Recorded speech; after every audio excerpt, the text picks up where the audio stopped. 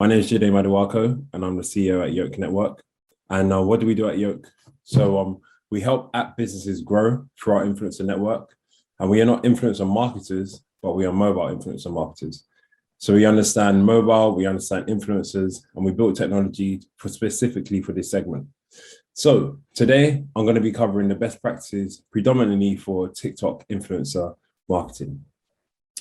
Regarding our network, at our disposal, we've got over 3,000 plus creators.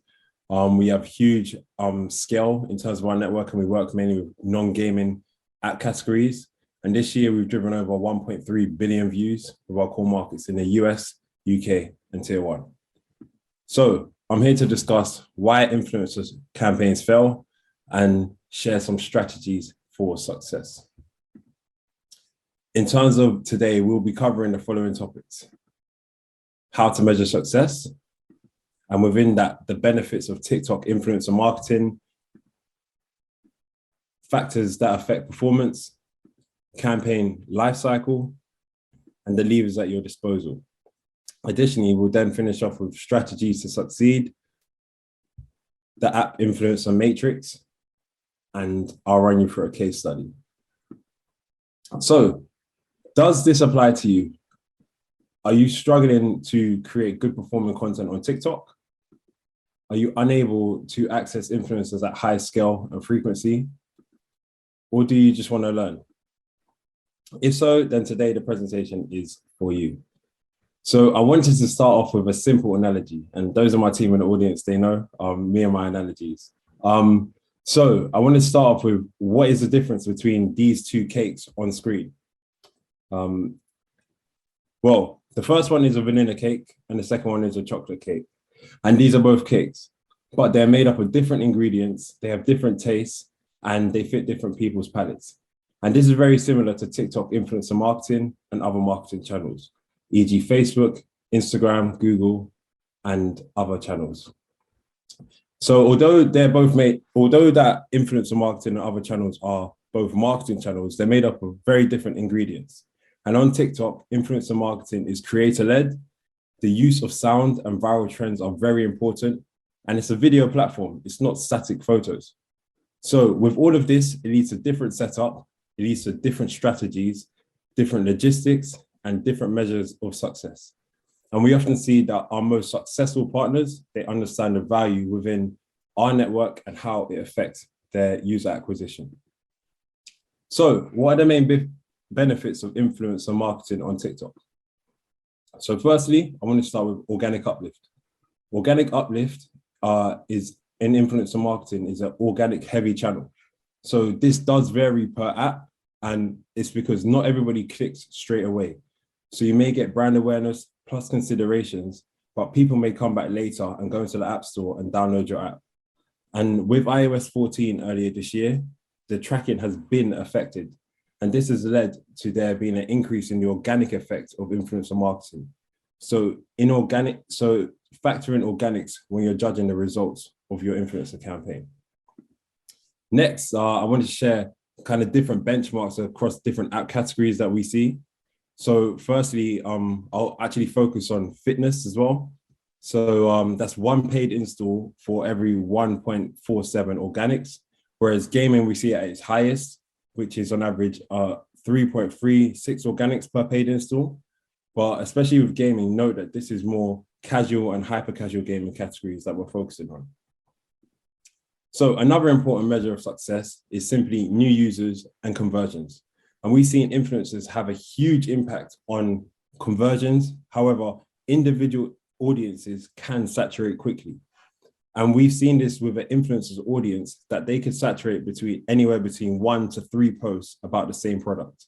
And the key reason for this is simply because content fatigues and trends die because TikTok is a very fast moving platform. Also, the audience doesn't want to be spammed with ads.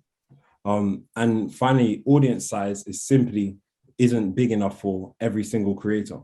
So this is why working with a network like us is very ideal, because you get access to creators at scale and saturation can be avoided.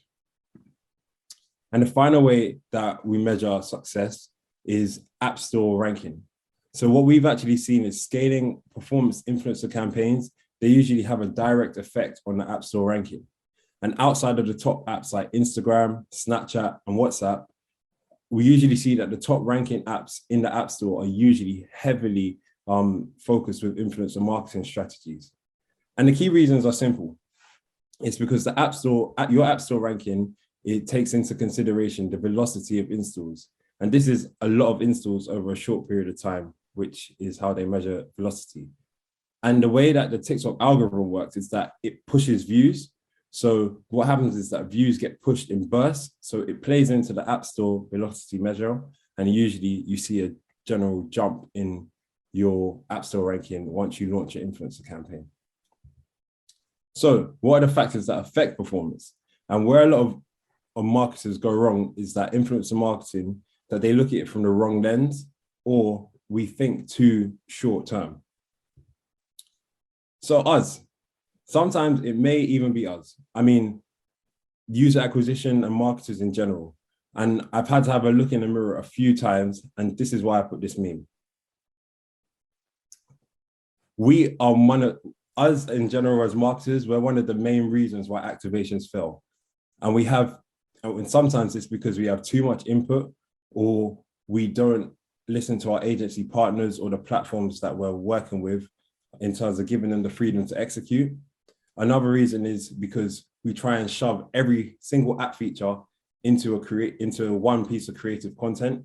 So instead of highlighting one feature for the audience, it does get too crowded and they aren't able to see the real benefit of the app. And finally, we simply may not even give the creator enough flexibility to create the content that fits for their audience, or that will help to convert. Next is the product. Many of us, myself included, believe that we have the perfect product, but it's only really the data that will tell us. We should avoid making decisions that are just based on hunches, and we should always follow the data. This is because if you're looking from the right lens with the data, then it will allow you to not get misled, and the data will lead us around the best path. Sometimes in user acquisition, the app may not even be optimized enough.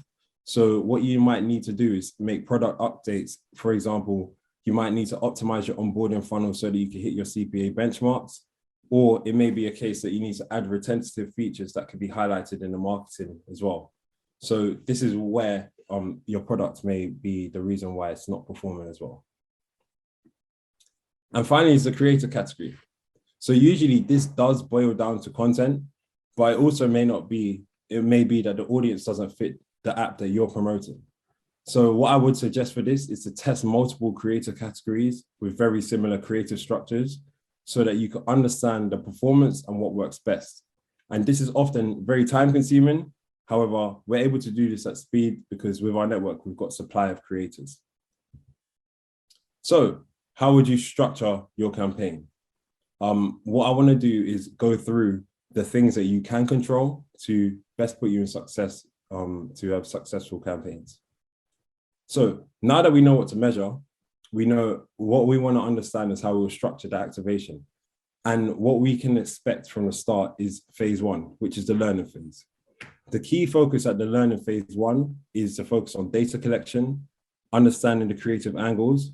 And this usually comes with low frequency of content because you're not trying to push it with every single influencer, and you're just trying to understand what content works and content structure. And at this stage, you should cast a very wide net with creative ideas, insights, learnings, and things that your competitors doing, ideas, and you can cast a very wide net at the beginning. Then we go into phase two. And again, this is a data collection phase where you try and understand which creator categories work. So in phase one, the difference is you're understanding the content structure that works, but then phase two is about the creator category. And again, this is a low frequency of content, and you usually take your learnings from phase one and put it into phase two. And what you should then focus on having a wide range of different creators testing similar content, which can be across different categories such as lifestyle, fitness, gaming, whichever does fit your app specifically. Then phase three, we go into the scaling phase. This is where there's more of a focus on conversions and installs. And what we then do is we use the learnings from phase one and the learnings from phase two to be able to execute at a larger scale. So we can work with more creators in the best performing categories using the best performing content structures. And this is where we see a much higher volume of content because we're having a lot more creators making content, and this allows us to scale larger. And finally is phase four. So by the optimization phase, you should have a clear formula for success.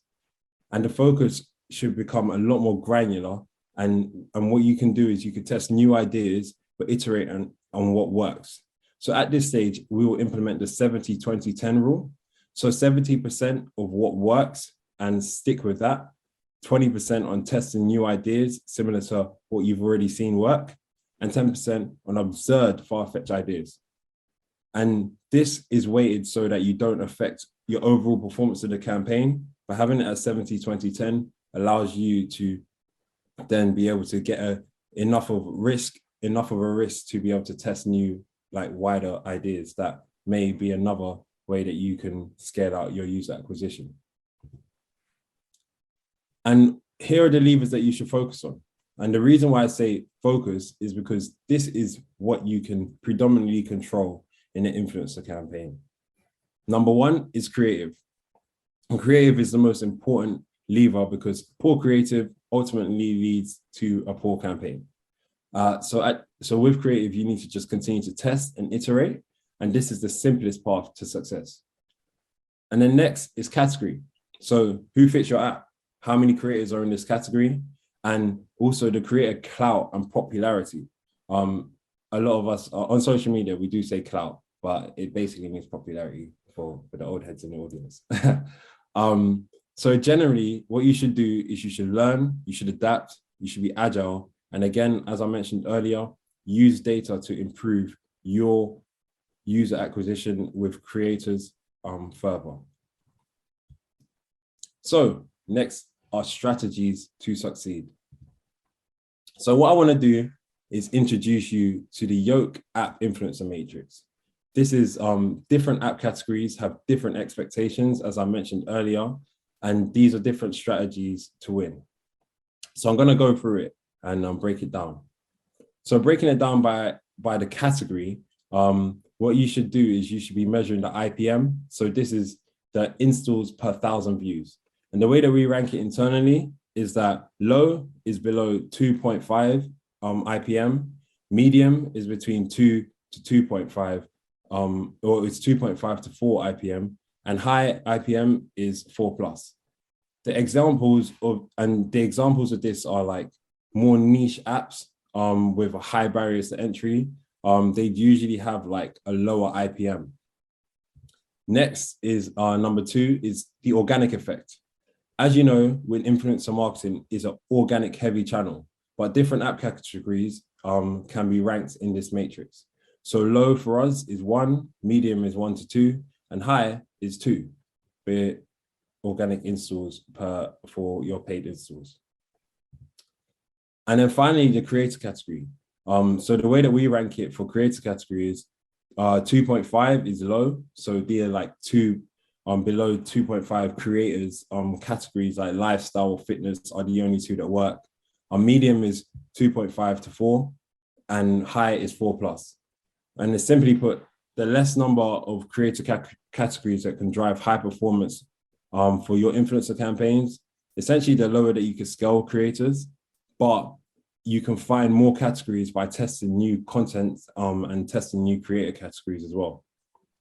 So what does it actually look like with real insights? Well, an example I'll use here is for health and fitness apps, there are actually less creators that convert to hit our benchmarks. But what we see is that with social apps, you might have a wider pool of creators. So like for health and fitness, it's usually like actual fitness creators that are going to convert at a higher rate. But with social apps, anybody can promote a social app because the categories and influencer categories for any social app whatsoever. But then if you look at IPM, then for photo and video, it drives high IPMs on our channel, mainly because photo and video is very native to TikTok, and it's obviously going to convert at a much higher rate than something like finance for the audience that we're in front of.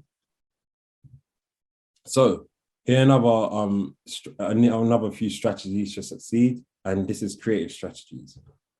So I want to introduce you to a key thing that we focus on within our team.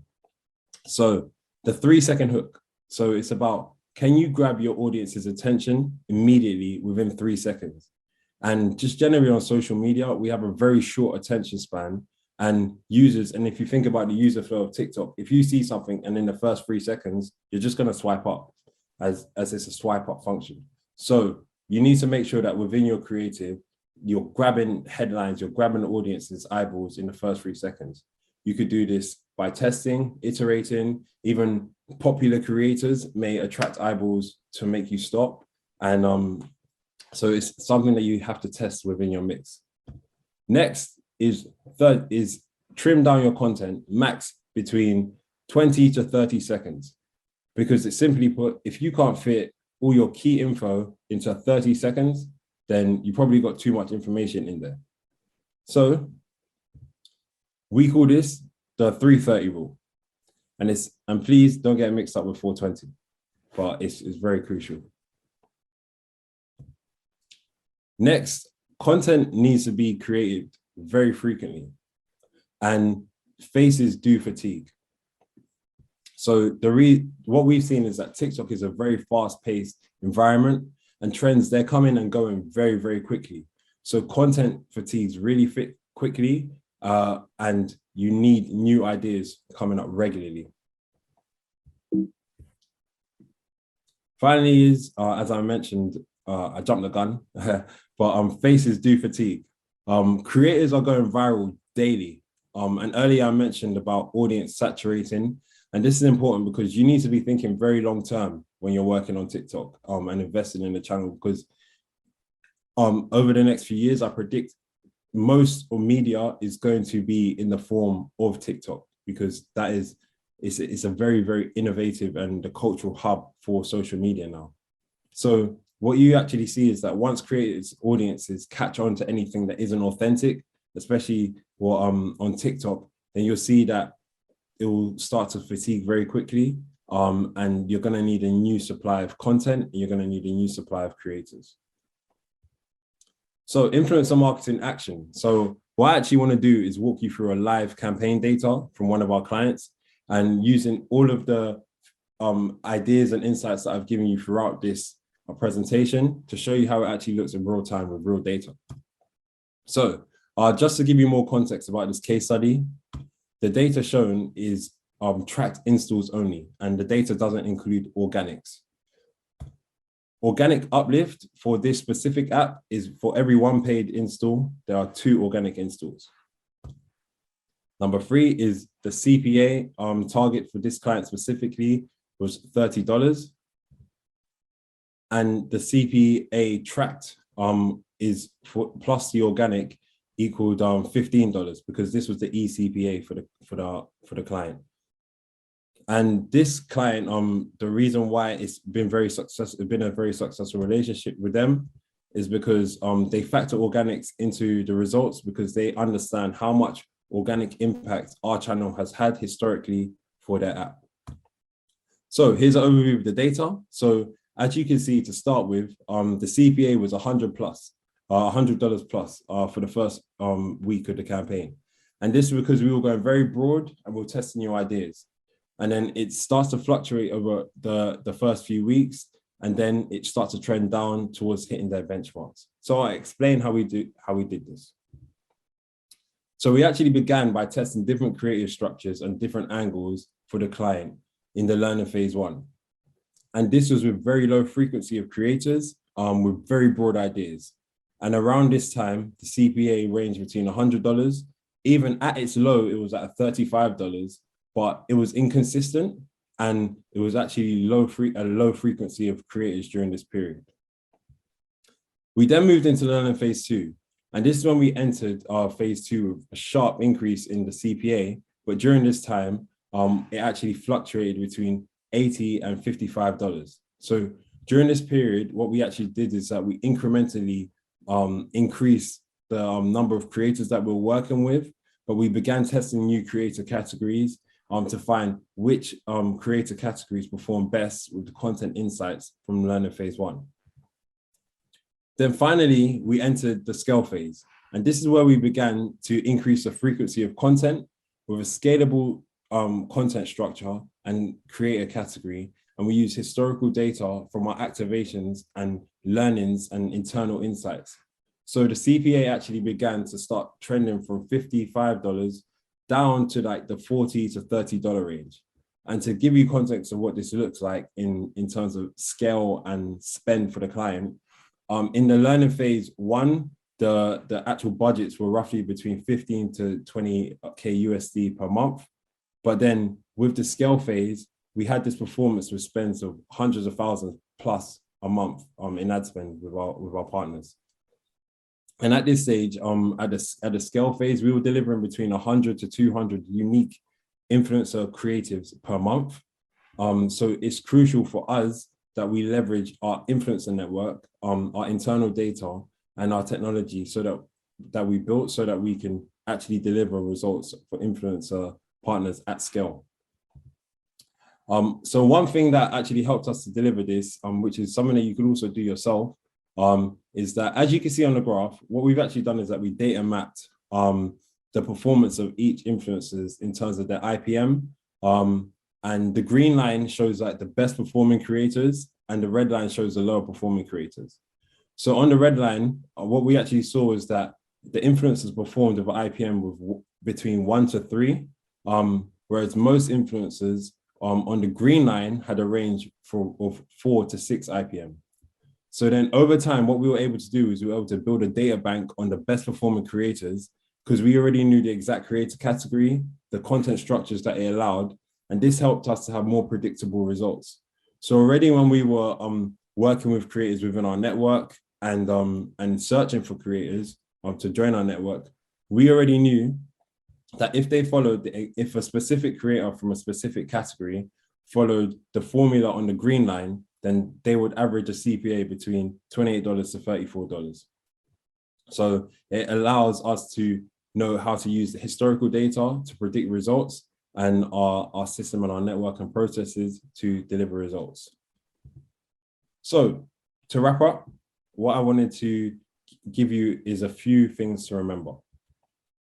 Make sure that you factor in organic uplift because influencer marketing is an organic heavy channel. 2, make sure you have a high frequency of creatives because things saturate very quickly on TikTok as an influencer marketing channel. 3, performance varies across all app categories. And this is because every app is different. Every app has a different onboarding flow. Even apps within the similar category to yourself, they may achieve higher or lower CPAs just because of the way that they onboard the user flow for the audience. So different results will be across different categories. And then finally, remember the 330 rule. This is crucial for TikTok. Main reason being is because in the first 3 seconds, the audience is going to swipe. And then if you can't fit it in within 30 seconds, then you've got way too much content. You've got way too much features and data. Sorry, not data. You've got way too much in that piece of content. So just to finalize, I'd love to hear if you have any questions about the presentation. And also, if you'd like to launch with our network, please contact Josh. He's in the audience and his email is here. And finally, we also have our team is in the audience today in the front row. So if you want to ask them any questions about this presentation or chat in person, drop them a hello. So yeah, happy to answer any questions. Perfect. Thank you, Jide. I guess first to introduce myself, I'm Mustafa, co-founder of Yoke with Jide. So for this little Q&A session, I'll be running around with the microphone, but you now have myself and Jide to answer any questions that you guys have. So any volunteers? All right, go ahead. Hi. So my question is, since there is like no clickable link in the TikTok videos, how can you track the sales or the app installs? So, No, so I this is going to couldn't be the see. problem. You go ahead. I'll let you answer because you're there. Fair enough. Yeah, so with TikTok, so since I believe August 2019, they've had link in bios, or at least they've been testing link in bios. So from that point where we started to see creators in our network start to use it, we've basically been, gathering as many influencers that have had it. Then I think February 2020, they released it to all creators. So what we do is we just say link in bio. Of course, it'll be way better if the link was in the video, but at the same time, it's worked just as well, and we've been able to scale campaigns just as easy. Okay, great. I have one more. Yep. So since the views in TikTok are super different because sometimes one video can get like super big, another one not. What's a good practice to like decide what's a decent rate or a fair rate to pay to an influencer? You can take this one, Jids. Well, it depends on the influencer size and like their actual category. So I definitely say that just with influencer marketing in general, it's like a gray market. So there's actually no like set price for, oh, this influencer is worth this influencer is worth this. So you just have to probably negotiate with the creator, and like you're gonna take some content doesn't perform well, some does. So it's a risk that you're gonna have to take anyway. Yeah, I think to add on to that, ourselves, since the beginning, we don't charge clients on a fixed fee. So we used to work on a CPI before iOS 14, but we've since switched to CPM. And if things are performing well, and they continue to scale, everyone kind of wins. And if they don't, we have the ability to obviously pause particular content and influences. So, any other questions? I was just wondering, in terms of frequency and how you're working with TikTok influencers, like are they mostly one-time campaigns, and have you ever seen positive results after second and third campaign? Like, has gone any better because we never had interesting success? Yeah, I think Jids, we were speaking about this yesterday. So if you wanna take this one. Yeah, so what we are is we're always on network. So because we have a scale of creators, what we say to all of our advertisers simply, we will set up and we manage the delivery of the process. Just judge us on the performance. So where our clients and our are always running, and you're always getting installs. In terms of the saturation of the creators, yeah, we actually see like it's like 1 to 3. But sometimes what would happen is that if you work with an influencer like 3 times and like the performance has dropped off, then what you should probably do is like come back and work with them like another like 3 to 6 months and for the same app, and then it will probably work just as well again, because the audience will refresh, and as the audience grows, then they'd actually have more people that they'd reach again. Any other questions? All right, perfect. Okay, cool. Yeah, cool. I guess we'll leave it at that. Yeah, thanks, Jide, and I guess a little round of applause. So.